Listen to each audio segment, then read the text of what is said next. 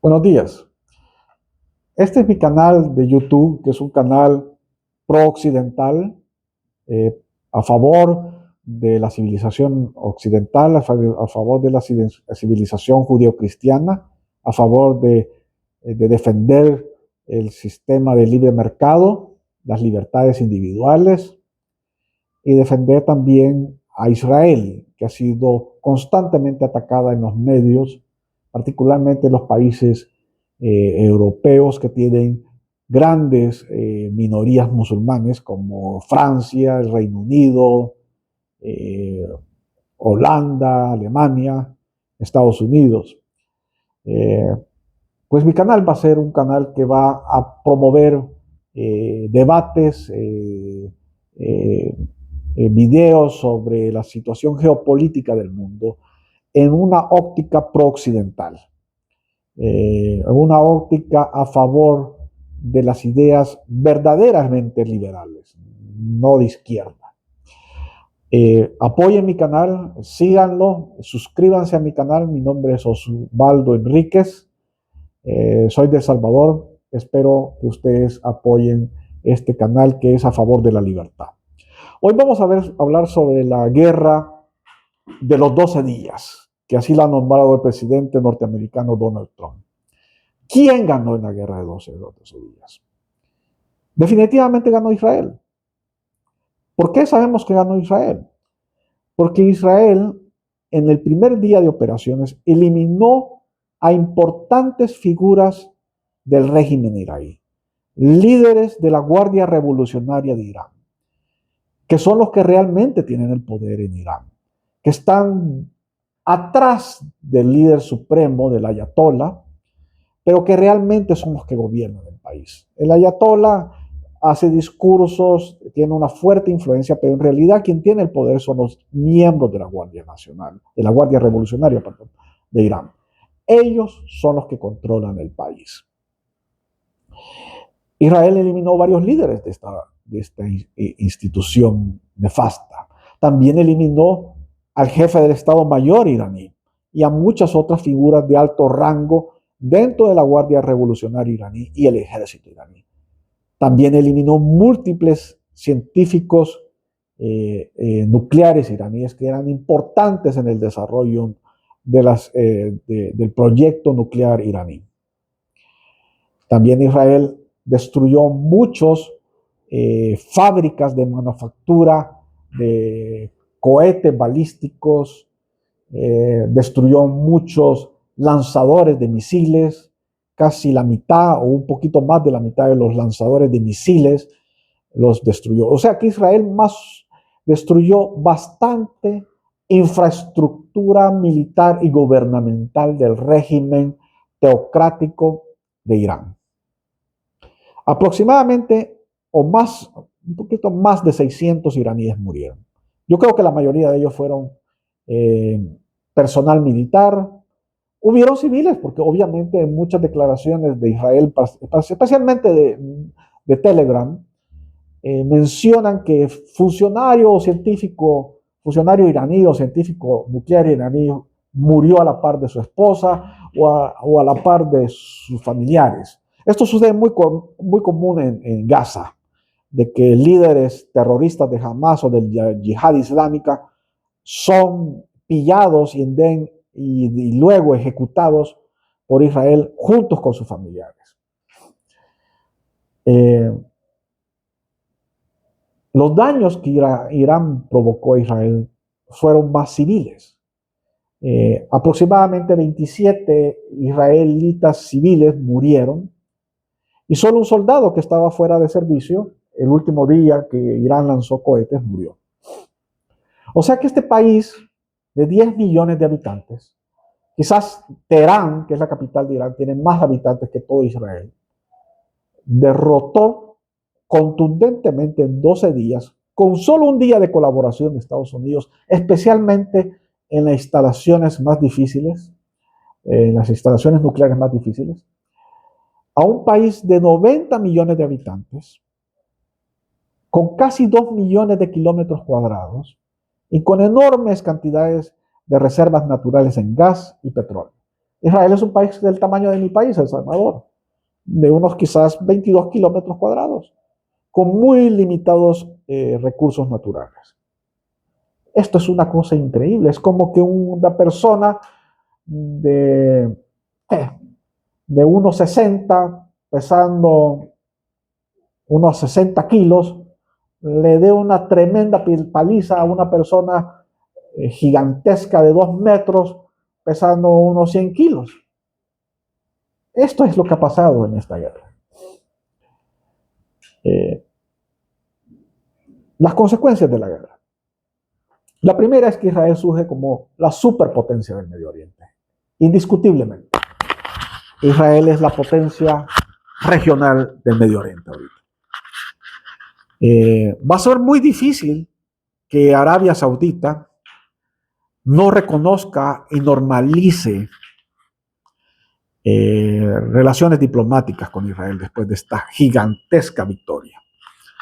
Creo que sí se van a dar las normalizaciones, pero hay una condición que Arabia Saudita pide para esta normalización, y es que se crea un Estado palestino.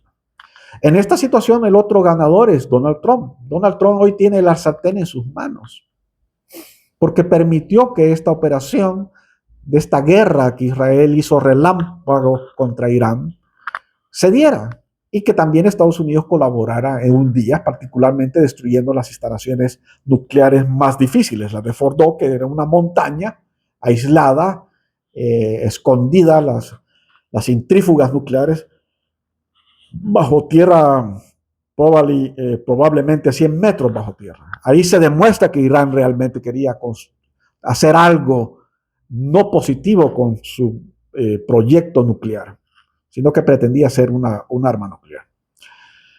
Entonces Donald Trump va a presionar a Benjamin Netanyahu a que por lo menos por promesa los árabes sauditas no piden más que una promesa de Israel de que se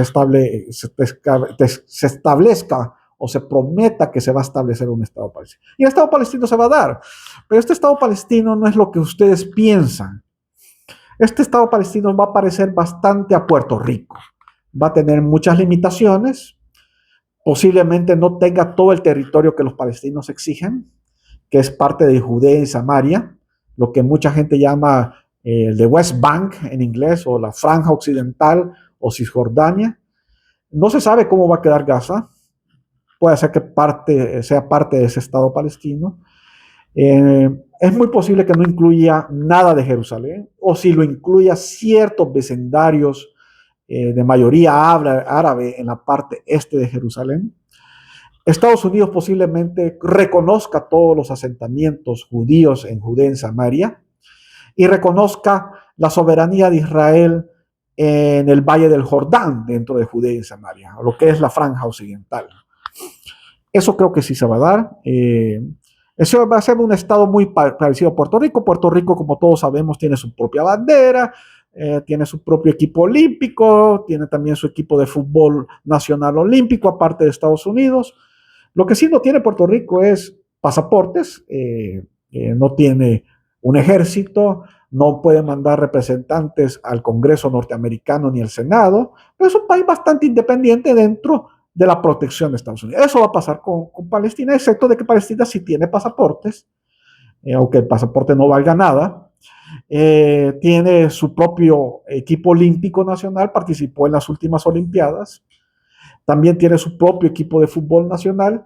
O sea que sí va a tener características de un país que ya, de hecho, las tiene, pero va a ser muy limitado, no va a controlar por un buen tiempo las fronteras, no va a tener control del espacio aéreo por mucho tiempo, va a estar bajo el control de Israel, no va a tener control de la situación marítima de Gaza, eso lo va a tener control Israel, por lo menos por muchas décadas, y así va a estar ese Estado, para ser realmente posible la normalización de Arabia Saudita y de muchos países árabes. Creo que Siria va a normalizar su relación con Israel, va a firmar un tratado de paz, y muchos otros países musulmanes, particularmente Indonesia y Malasia. Así queda esto con Israel. Israel va a salir victorioso con normalizaciones, ampliaciones del acuerdo de Abraham, con la promesa, solo con la promesa de que va a permitir el establecimiento de un Estado palestino. ¿Qué va a pasar con este Estado? Como dije anteriormente, va a parecer mucho como Puerto Rico, con también la cláusula de que la autoridad palestina tiene que reformarse. Así que Israel va a tener muchos beneficios, va a ser el gran ganador. Es la potencia militar y muy posible con estos acuerdos se vuelva la potencia económica del Medio Oriente. ¿Qué pasa con Irán? Irán es otro gran problema. Irán es, yo pronostico que Irán va a durar el régimen iraní unos 5 a 10 años. ¿Y por qué digo esto? Tenemos que saber que Irán es una dictadura semi-totalitaria. Todas las dictaduras, sean de derecha o izquierda, son corruptas. Pero unas son más corruptas que otras.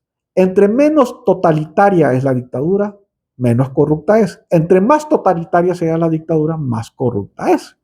Por ejemplo, la dictadura de Augusto Pinochet o de los militares salvadoreños en los años 70 eran dictaduras corruptas, pero no tan corruptas porque permitían libertades individuales como la libertad económica. O sea, el Estado en estas dictaduras de derecha intervenía muy poco en la economía. Había mucha intervención del sector privado. Mientras que la dictadura cubana y la dictadura soviética, estas son extremadamente corruptas porque tienen el control total de la economía de un país. Entonces, así es la situación de Irán. Irán es un país semi-totalitario, no es Corea del Norte. Muchas de las industrias principales de Irán están bajo el control del régimen, especialmente el petróleo, el gas natural y muchas otras empresas claves y grandes de Irán están bajo el control de la Guardia Revolucionaria estrictamente. Pero sí se permiten libertades privadas. Gente puede ser dueña de almacenes, de comercios, o sea que sí hay libertad comercial, pero la principal industrias, las grandes industrias iraníes están totalmente nacionalizadas bajo el control del régimen iraní. Ahora también es una sociedad muy totalitaria porque impone códigos de comportamiento social a los individuos iraníes. Por ejemplo, impone códigos de vestimenta. Las mujeres, particularmente, tienen que vestir de cierta manera si no son extremadamente reprimidas y castigadas. Eso no sucedía en los países soviéticos, o sea, había un poquito más de libertad. En la sociedad iraní, que es una teocracia semitotalitaria, hay restricciones hacia la libertad individual. Tú no puedes salir vestido como te da la gana en Irán. Puedes ser castigado severamente, especialmente si eres mujer. También los hombres tienen un código de vestimenta, pero tienen un poco más de libertad que las mujeres. Ahora, este régimen es un régimen lleno de fanáticos y dogmáticos. Irán ha gastado y perdido enormes millonadas de dinero en mantener sus grupos terroristas proxies alrededor del Medio Oriente y en el mundo, particularmente Hezbollah, unas milicias en Irak, mantuvo totalmente al régimen en sirio de Assad. Assad era como procónsul de Siria. Siria, Líbano y Yemen eran como colonias iraníes. Nasrallah, el líder de Hezbollah, era de hecho un procónsul iraní en Líbano. Él controlaba el Líbano. Irán gastó miles de millones de dólares en armar hasta los dientes a estos proxies terroristas, incluyendo Hamas. Sabemos muy bien que Yahya Sinwar, el gran líder de Hamas, que fue eliminado por Israel, solicitó 500 millones de dólares para la operación del 7 de octubre del 2023 contra Israel.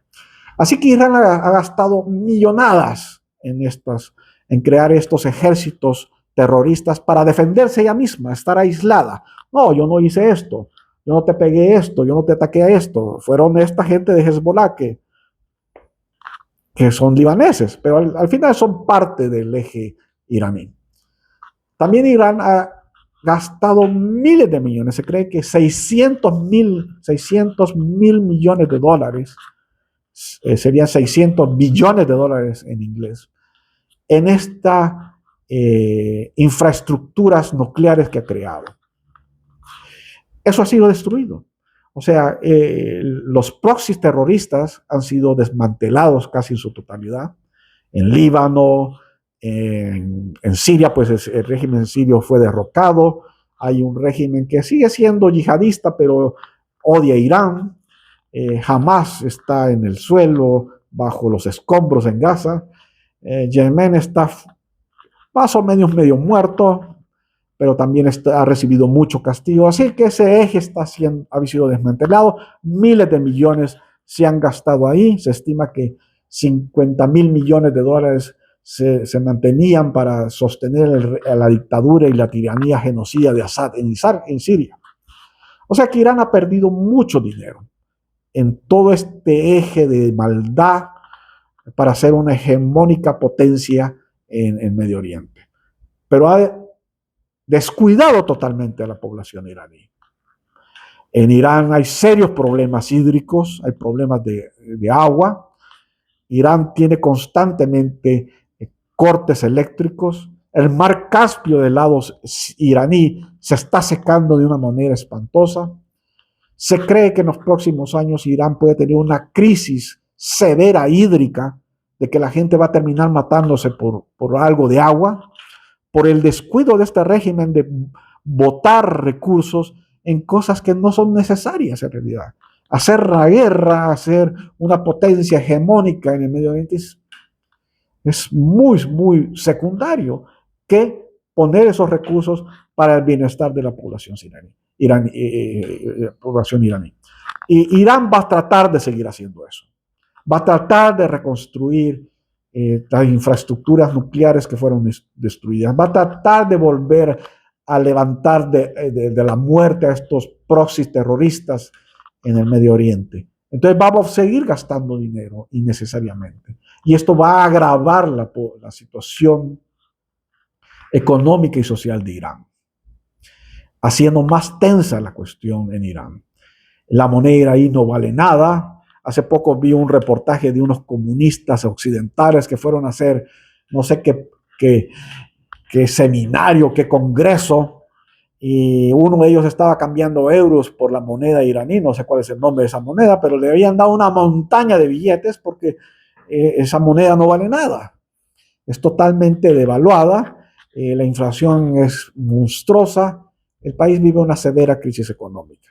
Eso va a agravarse porque el régimen va a tratar de reconstruir lo que ha perdido en esta guerra de los 12 días. Irán tampoco es un país monolítico, tiene muchas minorías. Los persas son más o menos el 50% del país. Hay kurdos, hay turcos, hay valaquis, hay azerbaiyanos, hay árabes, hay sunis. Es una mezcla que puede explotar y que el país se disuelva en diferentes países. O sea que mientras Irán trate de gastar esto para volver a ser una potencia amenazadora, más es la probabilidad de que su régimen caiga. Yo le doy 5 a 10 años a este régimen. Y además es un régimen corrupto. Voy a darles un ejemplo. Estos regímenes dicen, voy a gastar 50 millones en hacer una planta nuclear. Les aseguro que la planta vale 30 millones. O sea que se roban el resto. Todo lo hacen así. Todas las dictaduras son así. Por eso son ineficientes y corruptas. Y muchas de estas dictaduras están rodeadas de muchos miembros que no son gente capaz. Están ahí porque son leales al régimen. Particularmente si es una teocracia. Tienen que ser fanáticos religiosos. Y mucha de esta gente es muy inepta, muy corrupta, y termina siendo más mala la dictadura que bien. Lo único bueno que son de estas tiranías es para reprimir a la población. Ahí sí son buenos. Pero en lo demás son torpes. A los israelitas los agarraron a los iraníes con los pantalones abajo. Y es porque es una dictadura ineficiente, llena de ineptos, llena de miembros que solo le dicen sí al ayatollah. O sea que esa es mi predicción. Irán va a caer, el régimen iraní va a caer dentro de 5 o 10 años. El gran ganador es Israel, sale como superpotencia regional, con muchos beneficios a futuro. Otro ganador es Donald Trump, que ha puesto en su sitio a muchos ultraconservadores que decían que esto era una guerra innecesaria, que era una guerra presionada por Israel, pero ha salido victorioso porque ni un soldado americano ha muerto, ningún soldado estadounidense ha muerto.